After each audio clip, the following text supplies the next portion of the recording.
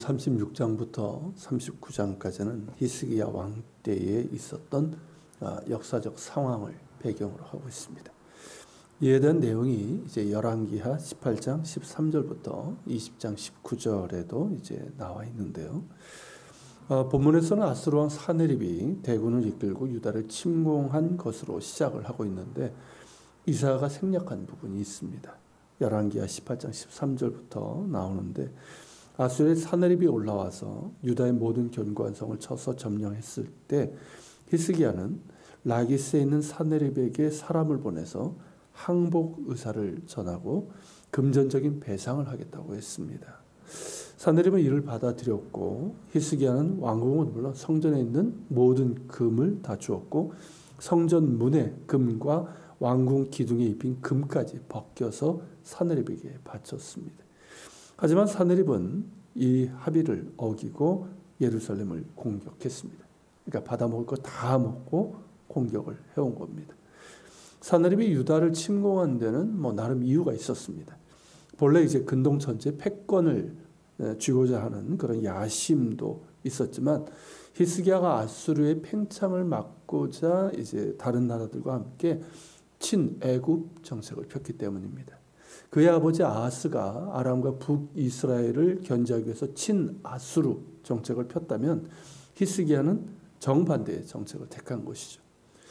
선지자 이사야는 이 위기의 상황에서 오직 하나님만을 의지하고 그 어떤 나라도 의지해서는 안 된다는 입장으로 아하스와 히스기야 모두를 비판했습니다.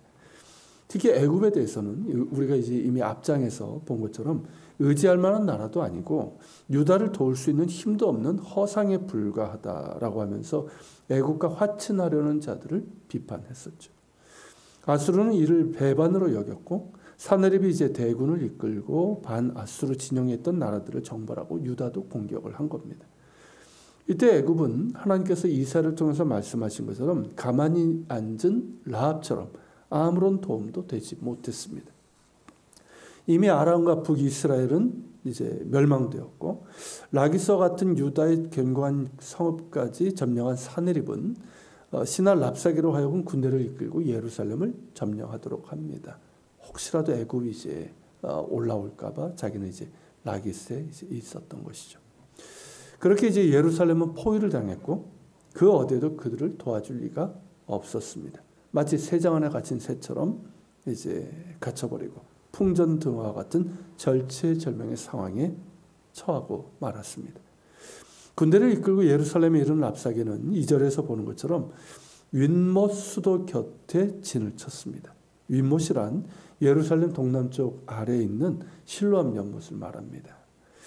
7장 3절에 보면 이사야가 아하스를 만나서 하나님을 믿고 신뢰하라고 요청했다가 거절당한 곳이 바로 거기입니다.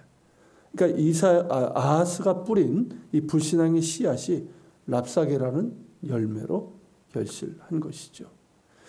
하나님을 신뢰하기를 거절한 불신앙의 대가가 무엇인지를 여실하게 보여주고 있습니다. 뿌린 대로 거둔 셈이죠. 그곳에서 랍사게는 히스기야의 신하들에게 사네립의 메시지를 전합니다. 랍사게가 히스기야에게 전하라고 한 사네립의 말은 내가 누구를 믿고 반역하였는가? 내가 믿는 애굽은 상한 갈대 지팡이 같아서 애굽으로부터의 구원은 없다라는 것이었습니다. 이 말은 맞는 말입니다. 이사야를 통해서 하나님께서 하신 말씀과 같습니다.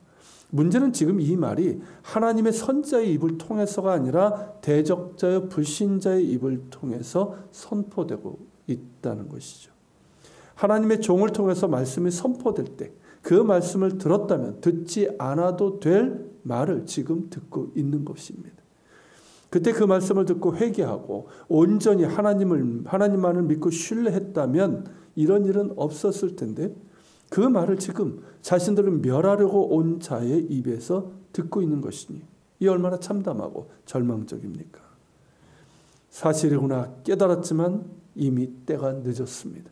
그 어디에도 도와줄 리가 없고 사방으로 포위되어 풍전등화의 운명에 처하고 말았습니다. 이 말을 전해들은 히스기야는 후회했을 겁니다. 선자를 통해서 주신 하나님의 말씀보다 신하들의 말을 들었고 자신의 정적인 판단에 따라 애굽을 의지했던 것이 얼마나 어리석으며 무엇보다 불신앙의 죄인지를 깨달았습니다. 하나님께서 말씀하셔도 깨닫지 못한다면 불신자의 입을 통해서 돌들이 소리를 지르게 만들어서라도 깨닫게 하십니다.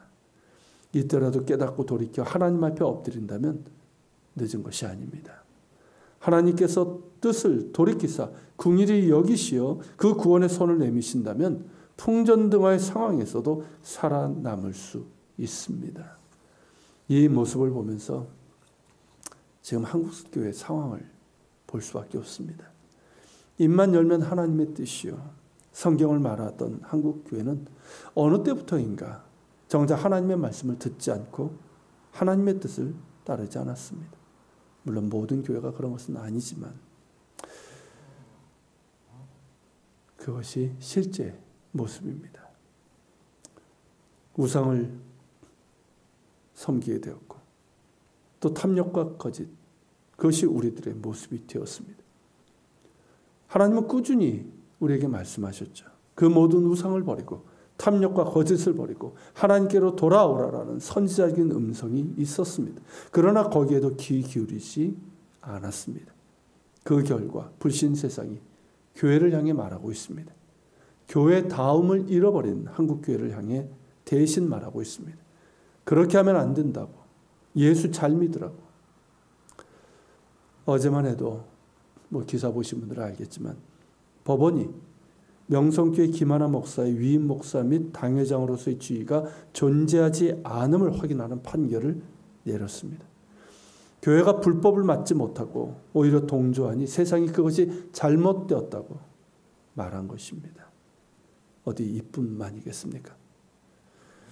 물론 그들의 말이 다 옳은 것은 아니지만 그동안 우리가 듣지 않았고 따르지 않았던 하나님의 말씀이 그 안에 있습니다.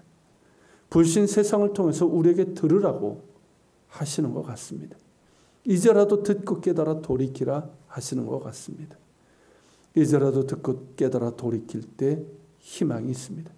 히스기야가 그때 비로소 깨닫고 회개하여 돌이켰을 때 하나님께서 구원의 손길을 펴신 것처럼 이제라도 듣고 돌이킬 때 다시 회복시키시는 은혜가 임할 것입니다. 우리 그리스도인 개인도 마찬가지입니다. 우리가 하나님의 말씀을 듣고 깨닫지 못하고 순종하지 못할 때 불신자들을 통해서 우리에게 말씀하실 때가 있습니다. 그것이 비난일 수도 있을 겁니다. 듣기 싫은 말일 수도 있을 겁니다. 조롱일 수도 있을 겁니다. 그러나 그 말이 우리에게 주셨던 하나님의 말씀을 닮았다면 듣고 깨달아야 하고 아파해야 되고 돌이켜야 할 것입니다. 도무지 말씀을 듣지 않고 깨닫지도 못하고 따르지도 않는 우리에게 돌들도 소리질러 깨닫고 돌아오기를 원하시는 하나님이시기 때문입니다. 같이 기도합시다. 하나님, 본문을 통해서 보는 것처럼 하나님의 말씀을 듣지 않고 따르지 않고 불순종한 이들에게 불신자들을 통해서 불신 세상을 통해서 그 말씀이 주어지는 상황을 보게 됩니다. 이것이 히스기야 때뿐만 아니라 오늘날도 하나님 한국교회를 향해서 우리를 향해서 들려지는 그런 목소리인 것 같습니다. 하나님 이에 대해서 우리가 아파하게 하시고 이제라도 깨닫고 돌이키게 하여 주옵소서. 세상을 통해서 돌들이 소리를 지르는 가운데서 우리로 하여금 깨달으라고 이제라도 돌이키라고 하시는 하나님의 음성을 한국교회가 듣게 하시고 돌이켜 정말 주님을 따를 수 있도록 교회다움을 회복할 수 있도록 도와주시옵소서. 우리 같이 기도하며 주님 앞에 나아갑시다.